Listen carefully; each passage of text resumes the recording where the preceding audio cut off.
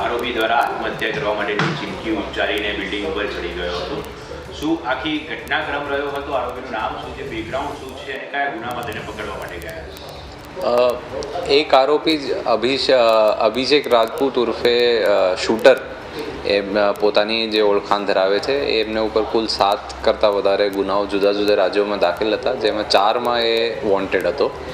અને એમને ક્રાઇમ બ્રાન્ચને જ્યારે બાતમી મળી કે જે જગ્યાએ સંતાડેલો છે ત્યાં અમારી ટીમો દ્વારા શોધ કરવામાં આવી અને શોધ દરમિયાન એ જાતે જઈને બાથરૂમની બારીથી બહાર એ જે લેજ હોય ત્યાં ખૂણા ઉપર જઈને બેસી ગયા હતા અને ત્યાંથી 5મા માળાથી કૂદવાની ચીમકી આપતો હતો અને પોલીસ સાથે ઘર્ષણમાં પણ ઉતરે અને પોલીસ દ્વારા એમને યોગ્ય બળ વાપરીને અટકાયત કરવામાં આવેલી છે.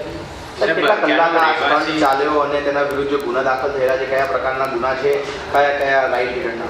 એ લગભગ 2 થી 2.5 કલાક એમને જે રેઝિસ્ટન્સ દાખવી એ 2 થી 2.5 કલાક ઉપરના સમયગાળા દરમિયાન એમને એ કામગીરી કરી હતી. અને એમને ઉપર અલગ અલગ પ્રકારનો ગુના છે. એમને શૂટર કરીને ઓળખાણ એવી રીતે છે કે દરેક વખત પોતાના સાથે વેપન કે છરીઓ રાખતા હતા, જે છરીઓ પણ એમને પાસેથી કબજા મેળવવામાં આવેલી છે. અને એ શૂટર એટલા માટે હતો કેમ કે એ જુદા જુદા ઇન્સ્ટાગ્રામ ઉપર ફેન ફોલોઈંગ વધારવા માટે કે ઇન્સ્ટાગ્રામ ઉપર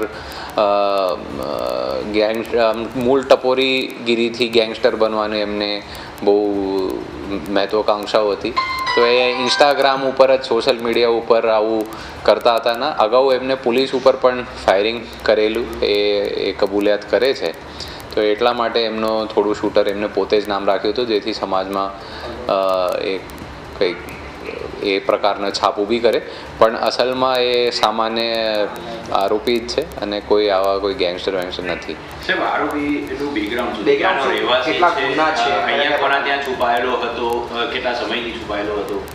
એ મૂળ જે બહારના રાજ્યના છે, એ ઉત્તર પ્રદેશ અને મધ્યપ્રદેશ બાજુ વધારે રહેતો હોય છે અને અમુક વાર અમદાવાદમાં એ દાદાગીરી કરવાનો પ્રયત્ન એમને કરેલું હતું અગાઉ.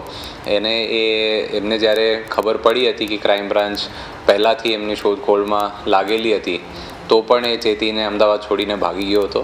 અને એ કોઈના પાસે પૈસા લેવા માટે, કોઈ ધંધા સેટ કરવા માટે જે પ્રાથમિક પૂછપરછમાં સામે આવેલું છે એ આવ્યા હતા. તે દરમિયાન અમારે એમને અટકાયત કરવામાં આવેલી છે. અમારી તમામ માહિતીથી અપડેટ રહેવા માટે જોડાયેલા રહો S9 ન્યૂઝ સાથે.